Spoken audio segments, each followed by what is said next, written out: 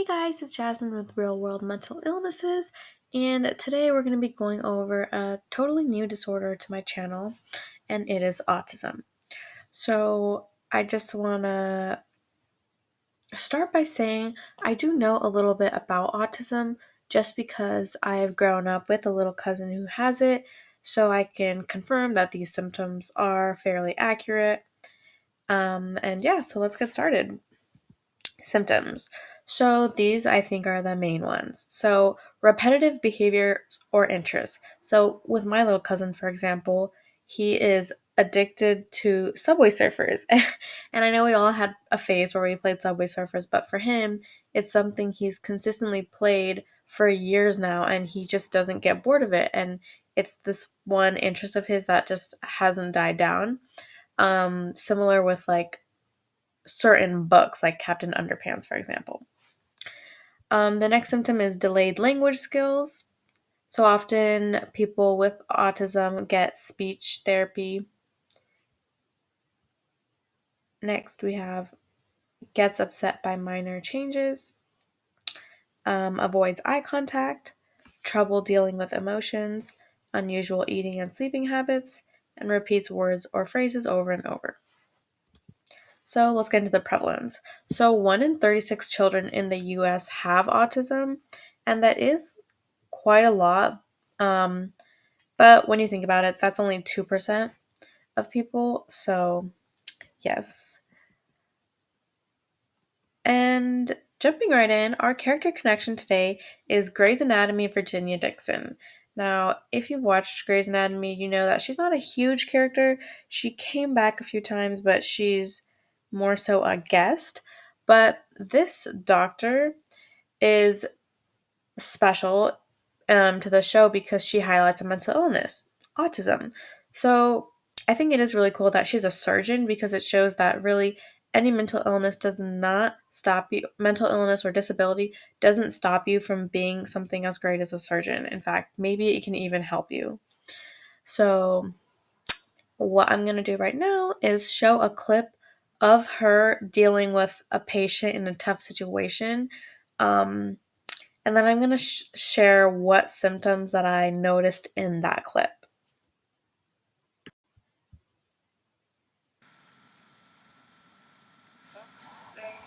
Can she hear me? She can come out of it, right? The coma? People can do that? No, she can't.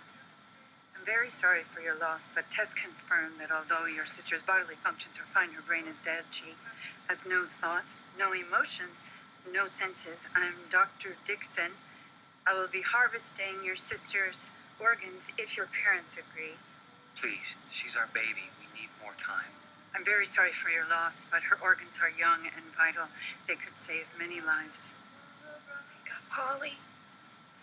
Wake up, come on, wake up, wake up, wake up. I'm very sorry for your loss, but your sister can't wake up. Her basic functions are gone. Her brain is dead. Her body is alive, but unfortunately, she is dead. Get out! You can't. Okay, sorry I stopped it so fast, but basically what was going on in that clip is this family's child is in a coma, and now Dr. Dixon is trying to explain to the family that she wants to harvest the daughter's organs to give to somebody else. But let's go back to the symptom slide and see what I noticed. So what I noticed is she said unfortunately twice. Oh, sorry, over here. So down here on the bottom symptom, I put repeats words or phrases over and over, and she only repeated it once, but she did say unfortunately twice in a row. Not to say that someone couldn't do that if they didn't have autism, but it is a common trait. Something else I noticed was she did avoid eye contact. So if you watch again, you can see that she doesn't really look directly in the eyes of the family for too long. And then something else I noticed was she was having, now this one, two, three, sorry, the fifth bullet point says trouble dealing with emotions.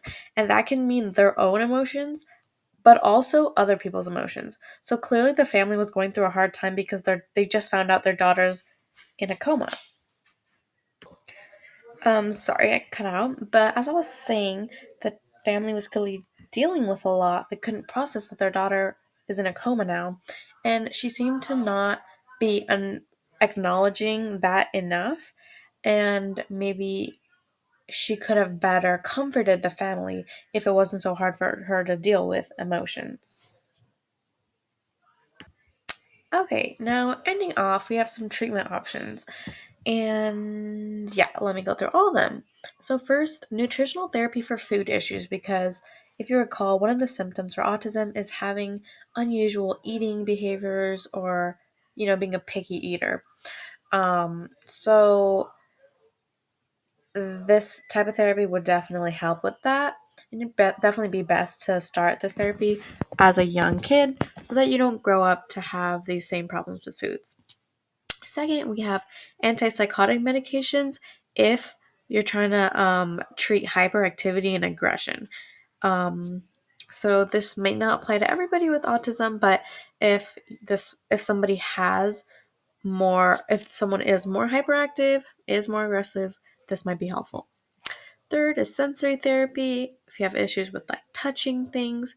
Um, Fourth, speech therapy. As I mentioned earlier, speech therapy is definitely helpful. My little cousin had done it for like maybe 6 years, and it was definitely helpful with him learning to talk and just articulate his thoughts and feelings clearly. And lastly, cognitive behavioral therapy, which applies to essentially every single mental illness out there. So that is it. Thank you guys so much for watching, and I will be getting a new video out there soon. Thank you.